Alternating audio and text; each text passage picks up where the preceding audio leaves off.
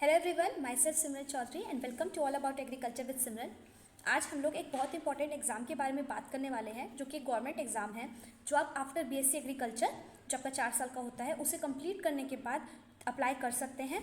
4 year की जैसे degree complete होती है उसके बाद ही जस्ट आप अप्लाई कर सकते हैं। और इसमें पे स्केल भी बहुत अच्छा है और सब कुछ इसका काफ़ी अच्छा है। लेवल का एग्ज़ाम का भी काफ़ी कंपैरेटिवली अच्छा है, ईजी है। तो आज हम लोग स्टार्ट करते हैं इफ़को के बारे में जानना। IFFCO Indian farmers fertiliser corporative limited है ये, जो कि इफ़को के नाम से जाना जाता है। ये वर्ल्ड का सबसे largest, one of the largest fertiliser corporative है, जो कि इंडिया बेस्ड है और इसे मल्टी स्टेट कॉर्पोरेटिव सोसाइटी में रजिस्टर्ड किया गया है। इफ़को में 40,000 प्लस मेंबर्स कॉर्पोरेटिव हैं। इफ़को जो है वो 37th रैंक आया था कंपनी का इंडिया में 2011 में, and it's keep on increasing. ठीक है, इफ़को में एग्रीकल्चर ग्रेजुएट ट्रेनिंग के तौर पे रिक्वायरमेंट होता है। ठीक, इसमें 2 आपके पोस्ट निकलते हैं, एक एग्रीकल्चर मतलब जो आपने बीएससी किया उसके लिए, और एक बीटेक वालों के लिए। दोनों का हम डिस्कस करेंगे, मेन एग्री के लिए डिस्कस करेंगे।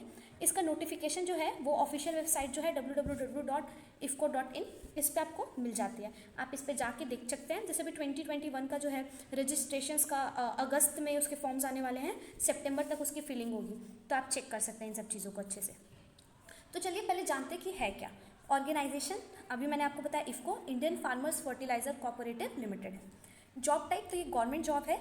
इसमें 2 आपको जॉब मिलेगी, एक है ग्रेजुएट इंजीनियर अप्रेंटिस की और एक एग्रीकल्चर ग्रेजुएट ट्रेनिंग की।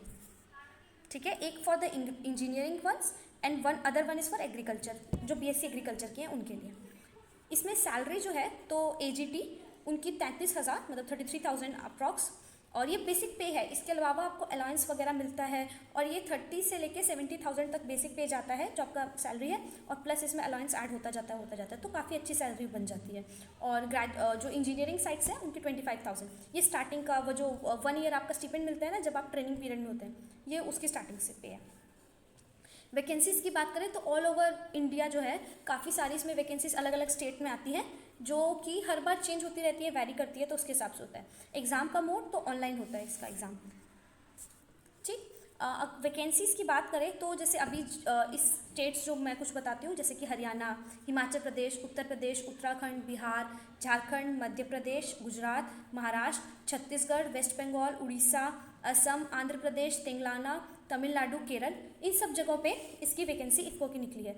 ये जो है ना एक्चुअली में पहले तो लगभग 2 साल पड़ जाता था कि हर 2 साल पे आता था, फिर 2 से 1 साल, अभी नेक्स्ट टू नेक्स्ट ईयर भी आ जाता है, कभी कभार 1 साल बाद भी आ जाता है। तो वैकेंसी थोड़ा इधर एक इसमें पॉइंट है कि कभी एकदम लगातार आ जाता है, कभी 1 साल का गैप पे भी आ जाता है, बट मोस्टली लगातार ही आता है। तो वो आप इफ़को की जो साइट मैंने आपको बताई थी स्टार्टिंग के पीडीएफ में, उसमें चेक करके देख सकते हैं। ठीक है, अब बात करते हैं कि आपकी क्या क्वालिफिकेशन होनी चाहिए, एजुकेशन क्वालिफिकेशन, क्या एज लिमिट है इसमें, इस सब चीज़ के बारे में हम यहाँ पे डिस्कस करेंगे। तो आपका जो एग्रीकल्चर ग्रेजुएट ट्रेनिंग का है उसकी एजुकेशन क्वालिफिकेशन की बात करें तो आपका 4 साल का बीएससी एग्रीकल्चर का कोर्स होना चाहिए, फुल टाइम रेगुलर।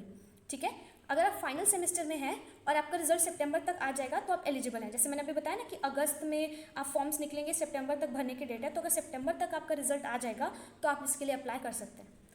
ठीक, अगर आप जनरल ओबीसी कैटेगरी से हैं तो आपको मिनिमम 60% आपके ईच सेमेस्टर में होने ही चाहिए, और अगर आप एसटीएससी कैटेगरी से हैं तो 55% होना चाहिए। ठीक है, ईच डिग्री। अगर आपका स्कोर सीजीपीए के तौर पे मिलता है आपको, तो उसको आपको कन्वर्ट करने का परसेंटेज में पड़ेगा, कन्वर्ट करना पड़ेगा परसेंटेज में, और फिर आपको उसे एप्लीकेशन फॉर्म में उस टाइम फिल करना होगा। अगर आपने मान लीजिए ईयर छोड़िए, अगर आपने बीएससी एग्रीकल्चर पास कर चुके हैं, एमएससी कर रहे हैं, तो भी वो जो स्टार्टिंग में बीएससी एग्री का रूल है वो आपको क्राइटेरिया फुलफिल करना ही पड़ेगा। मतलब कि आप एमएससी कर रहे हैं तो फुल टाइम एमएससी आप रेगुलर डिग्री करनी चाहिए, और इसके अलावा आपका जो बीएससी एग्री है उसमें अगर आप वही जनरल है तो 60% और एसटीएससी है तो आपका 55% होना चाहिए ईच सेमेस्टर। ठीक है, ये इसका एजुकेशनल क्वालिफिकेशन है। वही अगर इंजीनियरिंग वाली साइड की बात करें तो बीटेक कोई भी यूनिवर्सिटी या इंस्टीट्यूट जो कि रिकॉग्नाइज हो यूसीजी से, ठीक है, या आप एआईसीटीई होने चाहिए, mechanical, chemical, electrical, instrumental and electronics से। एज लिमिट की बात करें तो दोनों में मैक्सिमम एज लिमिट 30 ईयर्स होती है। ठीक है, अभी हम पीछे देखेंगे रिलैक्सेशन जो मैंने आपको बोला उसका, ये रहा कि ये रहा एज लिमिट तो 30 ईयर्स तक होती है। ठीक है, और 5 ईयर्स का रिलैक्सेशन है एसटीएससी के लिए। ठीक, ओबीसी एंड जनरल्स के लिए रिलैक्सेशन नहीं है, आप मैक्सिमम 30 एज तक इसको भर सकते हैं, इसका मतलब ये होता है अपर लिमिट रिलैक्सेशन का। फिर आप नॉलेज ऑफ लैंग्वेज, इसमें एक पॉइंट और है कि अकेडमिक क्वालिफिकेशन के अलावा आपको नॉलेज होनी चाहिए लैंग्वेज की, एक लैंग्वेज की जो भी आप भरेंगे ना एरिया, कि आप फॉर एग्जांपल दिल्ली के लिए भर रहे हैं, बिहार के लिए भर रहे हैं या उत्तराखंड के लिए भर रहे हैं, तो वहाँ की जो लोकल लैंग्वेज है उससे आपको पढ़ना लिखना और बोलना आना चाहिए, ठीक है। और हिंदी की नॉलेज तो डिज़ायरेबल है ही है, मतलब इंग्लिश इज़ गुड बट आपको हिंदी भी अच्छे से आनी चाहिए, क्योंकि वहाँ पे आप फार्मर से कैसे कम्युनिकेट करेंगे, इंग्लिश में हर जगह बात करना इज़ नॉट पॉसिबल ना when you are talking about farmers. तो आपको हिंदी, और हिंदी में भी कई जगह ऐसा होता है, जैसे बिहार है उसमें कई ऐसे एरियाज़ होते हैं जहाँ पे लोकल लैंग्वेज ही बोली जाती है। तो आप जो स्टेट्स वहाँ का भर रहे हैं तो इस चीज़ का ध्यान रखिएगा कि उस वहाँ के जो लोकल लैंग्वेज है, चाहे हरियाणा हो, पंजाब हो, जो भी है, वो आपको समझना और बोलना आना चाहिए, ठीक है। फिर हम बात करते हैं सैलरी स्ट्रक्चर की। तो एग्रीकल्चर ग्रेजुएट ट्रेनिंग यानी एजीटी की जो सैलरी है, मैंने आपको बताया कि 33,300। द सिलेक्टेड कैंडिडेट जो है उनको स्टिपेंड मिलेगा और अदर बेनिफिट्स मिलेंगे जो भी ऑर्गेनाइजेशन द्वारा उस टाइम रूल बने होंगे उनके तहत। और प्रेजेंटली अभी के टाइम पे 33,300 पर मंथ आपका स्टिपेंड है, ठीक है। जैसे आपका 1 साल का ट्रेनिंग कंप्लीट हो जाता है तो आपका पे स्केल जो है वो 37,000 हो जाता है पर मंथ, और फिर वो पे स्केल जो है 37,000 से 70,000 पर मंथ में वैरी करता है। इसके अलावा आपको बहुत सारे अलाउंस, मतलब होम अलाउंस, फिर ट्रैवल अलाउंस जो होता है, फूड अलाउंस, सब कुछ उसमें बहुत सारा मेडिकल फैसिलिटीज़, ये सब चीज़ें उसमें मिलती है, ट्रैवल अलाउंस, इतना कुछ मिलता है। तो आपका सैलरी आप समझ सकते हैं कितना ज़्यादा हो जाता है कि इंक्रीज़ कर करके, मतलब एक तरीके से ये पैसे आपका सेविंग्स ही हो गया, क्योंकि जो भी खर्चा होना उसको तो अलाउंस वो ऑलरेडी दे रहा है आपको, इस टाइप से होता है, ठीक है। अभी हम आपको बताएंगे मतलब होता क्या है कि जैसे आपका इंटरव्यू वगैरह क्लियर हो गया, सब आपका जो एक बार मेडिकल टेस्ट होता है वो सब भी क्लियर हो गया, तो फिर आपको दिल्ली भेजा जाएगा फॉर ट्रेनिंग। वहाँ पे कुछ टाइम पीरियड के लिए आपको ट्रेन किया जाता है। उसके बाद आपका जो भी स्टेट में आपने सेलेक्ट किया, अगर आपको प्रीफर्ड स्टेट मिल रहा है तो वहाँ 1 साल के लिए आपकी ट्रेनिंग होती है, ठीक। उस ट्रेनिंग के अंदर आपको ये स्टिपेंड मिलेगा। उसके बाद फिर आपको वो रीजन का हेड या सुपरवाइजर जो भी बनता है वो बना दिया जाता है, और फिर आपका सैलरी जो है धीरे धीरे इंक्रीज़ करता रहता है। अप्लाई कैसे करना है इसके लिए, तो पहले आपको मैंने बताया ही कि www.ifco की जो ये साइट है इस पर आपको जाना है, ऑफिशियल साइट पे, वहाँ पे क्लिक करना है और वहाँ पे new user click here to register करके लिखा मिलेगा आपको, वहाँ क्लिक करना है और सारी डिटेल्स बहुत ही अच्छे से आपको भरनी है। आपका जो 10th का रिपोर्ट कार्ड होता है उसमें जो डिटेल्स लिखी हुई होती हैं, आपको तो पता ही होगा कि जो भी फॉर्म भरते हैं आप 10th के बाद, आप 10th के जो फॉर्म्स भरा जाते हैं उसके बाद 11th 12th कोई भी रजिस्ट्रेशन होता है तो वो वाले सर्टिफिकेट से ही मैच किया जाता है, जो नाम उसमें होता है वही उसमें एक काइंड ऑफ। तो उस तरीके से एकदम आप अपने एप्लीकेशन सब कुछ देख लीजिएगा, ऐसा नहीं कि नाम में थोड़ा गड़बड़ वड़बड़, वरना फिर वहाँ पर जाके आपका प्रॉब्लम हो जाएगा, एप्लीकेशन आपका रिजेक्ट हो जाएगा, ठीक। तो और उसके बाद प्रिंट आउट निकलवा लीजिए, ये तो आपको पता ही है। फिर एग्जाम पैटर्न, अब मेन चीज़ ये है कि ये सब तो चलो हो गया, एग्जाम पैटर्न कैसा होता है। तो इफ्को के एग्जाम में 150 क्वेश्चन आते हैं, ठीक है। उस 150 क्वेश्चन, एक क्वेश्चन 1 मार्क्स का होता है, तो आपका 150 मार्क्स का टेस्ट होता है, जिसमें से 1 मार्क एक क्वेश्चन और नो नेगेटिव मार्किंग। जो सबसे इसमें मेन पॉइंट है जिसके लिए इस एग्जाम में भीड़ हो जाती है वो ये कि इसमें कोई नेगेटिव मार्किंग नहीं होती है, ठीक है। तो स्ट्रैटेजी में हम बात करेंगे अभी कि नेगेटिव मार्किंग नहीं है तो किस तरह की हमारी स्ट्रैटेजी होनी चाहिए इसमें वर्क करने के लिए। एग्जाम का जो मीडियम होता है वो इंग्लिश मीडियम ही होता है, ठीक है, इंग्लिश लैंग्वेज में ही आपको एग्जाम देना होता है, और 150 क्वेश्चन 150 मार्क्स फॉर 60 मिनट्स, ठीक है, with no negative marking. Exam की बात करें तो देखिए आपका ये जो एग्जाम है ये 3 फेजेस में होता है, प्री, मेंस और इंटरव्यू। जो आप प्री देंगे, ठीक, वो प्री आपका पहले जो है वो ऑनलाइन कंप्यूटर बेस्ड होगा, लेकिन वो ओपन इन्वायरमेंट में किया जाता है। यहाँ पे अगर आप देख सके तो ओपन इन्वायरमेंट मतलब आप अपने घर पे अपने लैपटॉप से उसका एग्जाम दे सकते हैं। वही पैटर्न सेम 150 क्वेश्चंस, ठीक है। 150 क्वेश्चन में से 100 क्वेश्चन जो है वो एग्रीकल्चर के होते हैं, मतलब आपका जो टेक्निकल सब्जेक्ट होगा इंजीनियरिंग एग्रीकल्चर उसके होते हैं, और 50 क्वेश्चन आपके जनरल एम्पलीट्यूड के होंगे, ठीक है। आपको 60 मिनट मिलेगा, नो नेगेटिव मार्किंग, वो करना होता है। उसके बाद अगर आपका सिलेक्शन उसमें हो जाता है, आपने कट ऑफ जो भी निकलेगा वो क्लियर कर लिया, तो फिर आप शॉर्टलिस्टेड किए जाते हैं प्रीलिमिनरी के सेकेंड मतलब कि मेंस के राउंड में। वो जो है वो होता है आपका कंट्रोल्ड इन्वायरमेंट में। कंट्रोल इन्वायरमेंट में मतलब क्या, आपको वहाँ पे सेंटर पे जाके एग्जाम देना पड़ेगा। पैटर्न वही रहेगा, 150 questions for 150 marks for 60 minutes, 100 question from your technical और agriculture subject and 50 from your general amplitude, ठीक है। ये दो फर्क था। ये देख सकते हैं आपने सब्जेक्ट वाइज इसमें क्वेश्चंस और उनके मार्क का थोड़ा एनालिसिस है। जैसे एग्रीकल्चर के 100 क्वेश्चन 100 मार्क्स के लिए, इसके अलावा जो 50 आएंगे उसमें एनालिटिक एबिलिटी होगा, test of reasoning, numerical ability, general awareness on agriculture scenario, national economy, panchayat raj and cooperative और कम्युनिकेशन स्किल। 10 क्वेश्चन इन पे था। Total 150 question for 150 marks and 60 minute का आपका ड्यूरेशन रहेगा, ठीक है। एक इसमें बॉन्ड भी होता है, जब आप अपॉइंट कर लिए जाएंगे, आपका मैंने बताया प्री होगा, फिर मेंस होगा, मेंस भी आपने क्लियर कर लिया तो आपका इंटरव्यू होगा। Interview is very very very important. With respect to exams भी देखिए, इसमें होता क्या है ना, इसको कभी भी अपना कट ऑफ रिलीज़ नहीं करता है, तो आपको पता ही नहीं है कि कट ऑफ क्या रहा है। तो इस रिस्पेक्ट में इंटरव्यू जो है वो काफ़ी इंपॉर्टेंट हो जाता है। आधा घंटा का मैक्सिमम 45 मिनट्स तो नहीं, आधा घंटा का आपका इंटरव्यू चलता है। 10 क्वेश्चन ऐसे आसपास पूछे जाते हैं। डिपेंड करता है कि इंटरव्यूअर कैसा है। वो आपका वहाँ पे ये नहीं देख रहा कि आपको कितना नॉलेज है, वो देख रहा है कि आपका वहाँ कॉन्फिडेंस कितना है, आपका वहाँ पे एनालिटिक स्किल कैसे हैं, आप उसको जज कैसे कर पाते हैं क्वेश्चंस को। आपको आंसर नहीं आता है तो फ्रॉन्ट करने की ज़रूरत नहीं है, सॉरी सर बोल दीजिए। आता है तो भी फ्रॉन्ट करने की ज़रूरत नहीं है, एकदम पोलाइटली आंसर दीजिए जो आपको सबसे वैलिड लग रहा है उस टाइम पे। ठीक है, वो आप पे आपका वहाँ पे कॉन्फिडेंस ही देख रहा है और उसके हिसाब से आपका वहाँ पे इंटरव्यू होगा। फिर अगर इंटरव्यू में सिलेक्शन हो जाता है तो फिर आपका मेडिकल होता है। मेडिकल होने के बाद आपको दिल्ली में ट्रेनिंग के लिए लेटर आ जाएगा और वहाँ पे आपको जाना होता है। ठीक है, और उससे पहले जब आपका अपॉइंटमेंट हो जाता है तो ट्रेनिंग्स को जो है एक सर्विस बॉन्ड साइन करना होता है, 2 या 3 साल का होता है, कि आप जो है यहाँ पे वर्क करेंगे और अगर आप छोड़ देते हैं तो अगर आप जनरल ओबीसी हैं तो आपको 80,000 और ST/SC हैं तो आपको 20,000 पे करना पड़ेगा। ये अमाउंट जो है वो ईयर टू ईयर थोड़ा वैरी भी कर जाता है, तो इसीलिए आपको इफ़को की साइट पे जाके सब कुछ चेक कर लीजिएगा एक बार।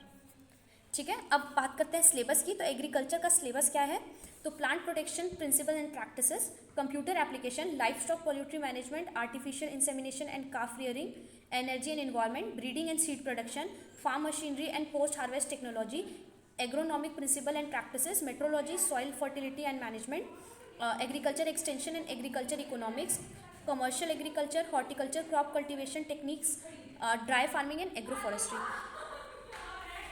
एक मिनट,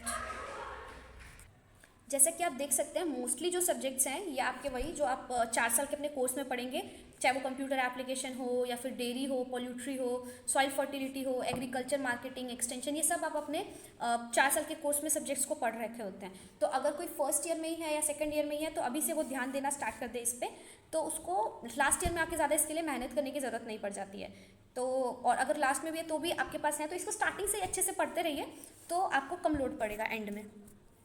ठीक है, फिर एनालिटिक एबिलिटी, सॉरी एक मिनट, ये तो हो गया एग्रीकल्चर का। अब इसके बाद हमने बोला था एनालिटिकल एबिलिटी, तो उसमें analogy, series completion, verification of truth statement, I mean true statement, situation reaction test, direct sense test, classification, data sufficiency, alpha numeric sequence puzzle test, blood relationship, coding decoding, assertion and reasoning, arithmetical reasoning, operation of mathematics, word sequence, missing character, sequential output training, direction test on alphabets, eligibility test, ये सारी चीज़ें उसका ये topics हैं।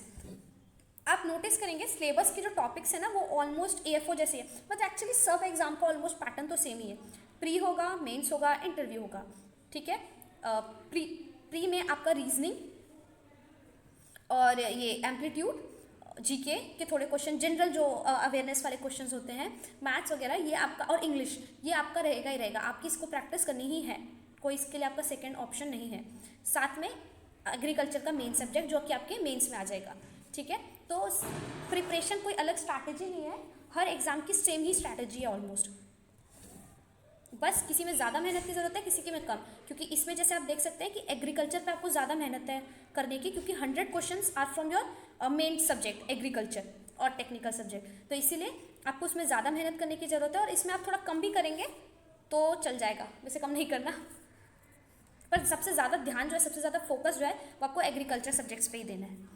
ठीक है, फिर reasoning में बात करें तो dot situation, identical figure grouping, forming figures and analysis, construction of squares and triangles, series, analytical reasoning, paper folding, paper cutting, cube and dice, water image, mirror image, figure matrix, completion, incomplete pattern, spotting embedded figures, classification and rule detection. फिर numerical ability के syllabus की बात करें तो probability, time and distance, quadric equation, odd man out, odd even out भी होता है, इसको कह सकते हैं, races and games, numbers and ages, average mensuration, profit and loss, problem on numbers, ratio and property, proportion, area, volumes and percentage, pipes, indices and surds, simple equation, permutation and combination, compound interest, board and street problem, simplification and approximation, mixtures and simple interest, problem on LCM, HCF, time work partnership, problems on train. ठीक है, फिर बात करें general awareness की, तो Indian constitution पे question आते हैं, यूएनओ पे, फाइनेंस, आरबीआई फंक्शन पे, ठीक है।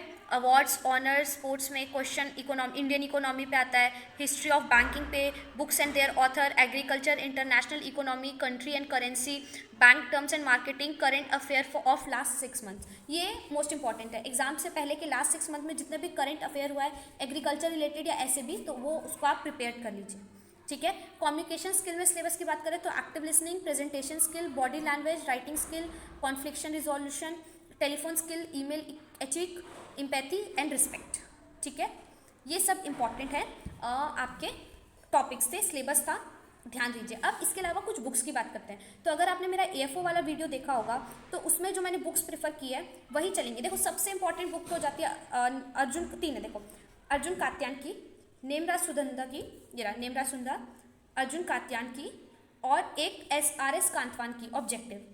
ये 3 बुक्स जो हैं ये आपको हर एग्ज़ाम के लिए चाहिए, मतलब हर एग्ज़ाम के लिए चाहिए ही चाहिए, मतलब क्या चाहिए ही चाहिए, ठीक है। जैसे आपका नेमराज सुंदर है, इसमें आपको पॉइंट्स मिलेंगे, पॉइंट्स टू पॉन्डर जैसे होते थे ना, उस टाइप से आपको पॉइंट्स वाइज में कुछ क्वेश्चंस मिलेंगे उस टॉपिक से रिलेटेड, जो आपको ध्यान में रखने चाहिए। जैसे फ्लैश कार्ड जब बनाते हैं ना तो उसके लिए इससे काफ़ी हेल्पफुल रहेगा, और काफ़ी क्वेश्चन इससे लग भी जाते हैं।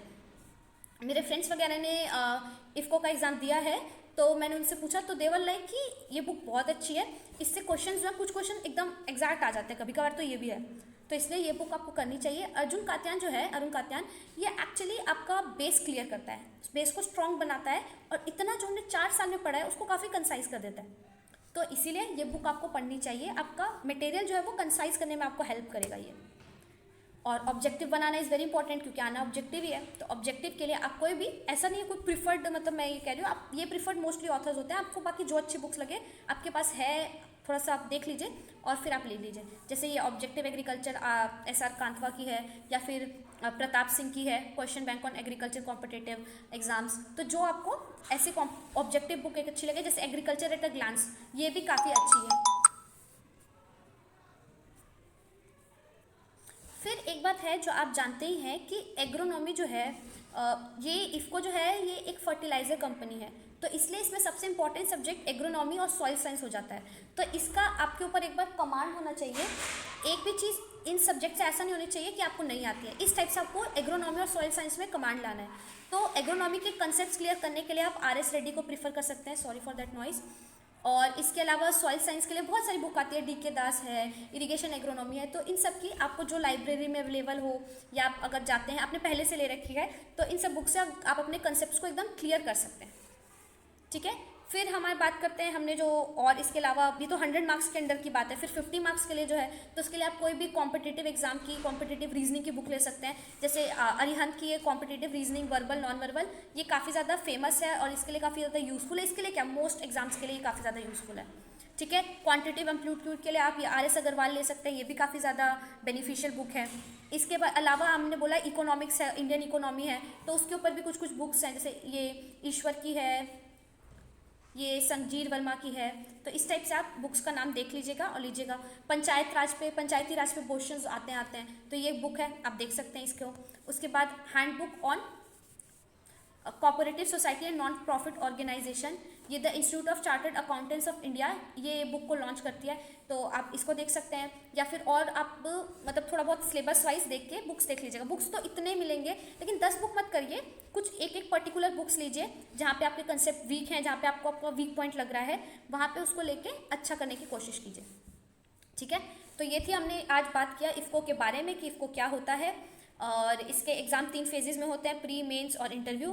फिर हमने बात किया प्री का सिलेबस क्या है और मेंस का, और सेम ही सिलेबस है, 150 questions, 150 marks for 60 minutes with no negative marking. तो आपको मैक्सिमम टू मैक्सिमम क्वेश्चंस को, सारे क्वेश्चन को अटेम्प्ट करना है, ठीक है, कोई भी छोड़ना नहीं है। लास्ट में तुक्का तक मार दो, नेगेटिव मार्किंग थोड़ी है, तो क्या प्रॉब्लम है, तो सारे क्वेश्चन करने हैं।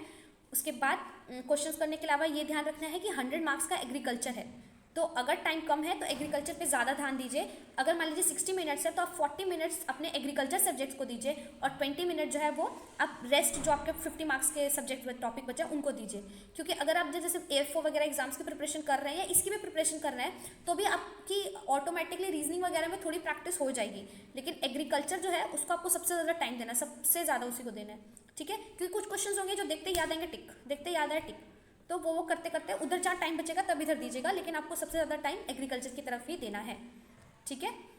फिर मैंने आपको बताया कि इंटरव्यू होता है, आपका मेडिकल होगा, फिर आपको ट्रेनिंग पीरियड में जाया जाएगा, आपको सैलरी भी बता ही दिया मैंने क्या रहता है, क्वालिफिकेशन भी बताया। BSc agriculture 4 year course, 3 year नहीं, डिप्लोमा नहीं, 4 ईयर कोर्स। उसमें भी जब लास्ट डेट होती है सबमिशन की आपका, उससे पहले पहले तक आपके रिजल्ट आ जाने चाहिए 4th सेमेस्टर के, मतलब फाइनल सेमेस्टर के, तो फिर आप जो है फॉर्म भर सकते हैं, वरना फिर प्रॉब्लम होगा, आप नहीं भर सकते हैं, ठीक है। और बहुत अच्छा है, अच्छी वैकेंसीज आती है इसमें, बहुत अच्छा सैलरी पैकेज भी है और काफ़ी रिस्पेक्टेड रेप्यूटेटेड जॉब है ये, ठीक है। तो इसमें इतना ही था।